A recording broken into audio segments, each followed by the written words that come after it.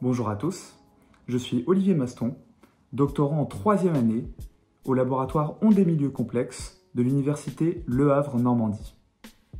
Si je suis rentré dans le monde de la recherche, c'est pour répondre aux enjeux environnementaux de notre époque, notamment dans le secteur du bâtiment résidentiel et tertiaire, où l'on construit principalement en béton.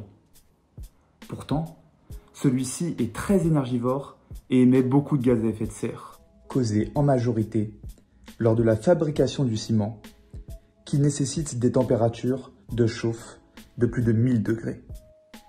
C'est pour cela qu'on s'est intéressé à un écomatériau présent sous nos pieds depuis toujours, la terre crue. On construit avec ce matériau depuis la Mésopotamie, et aujourd'hui, un tiers de la population mondiale réside dans des habitations en terre.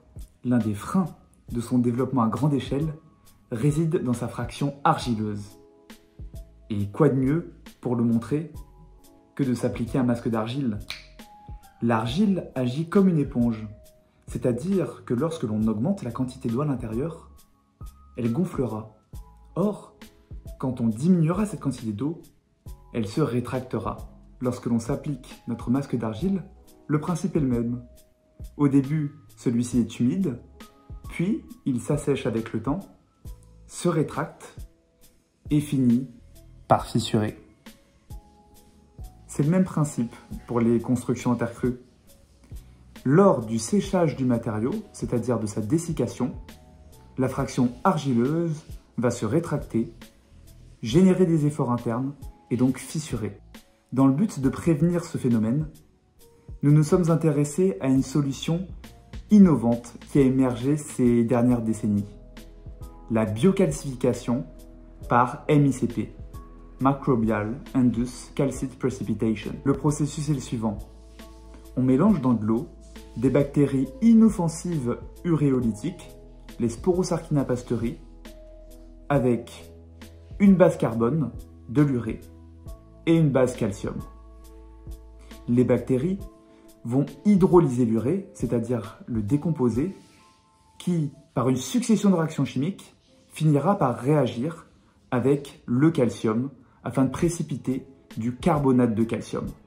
Celui-ci fera office de pont entre nos particules de sol, permettant de rigidifier la matrice granulaire et donc limiter la fissuration.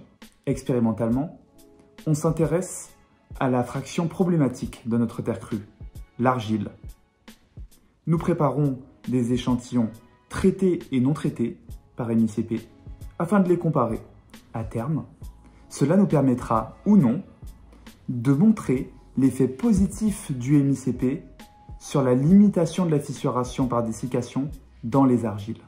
Ce projet s'inscrit dans une dynamique éco-responsable qui vise à améliorer notre futur, mais aussi celui des prochaines générations. Nous devons tous en devenir acteurs.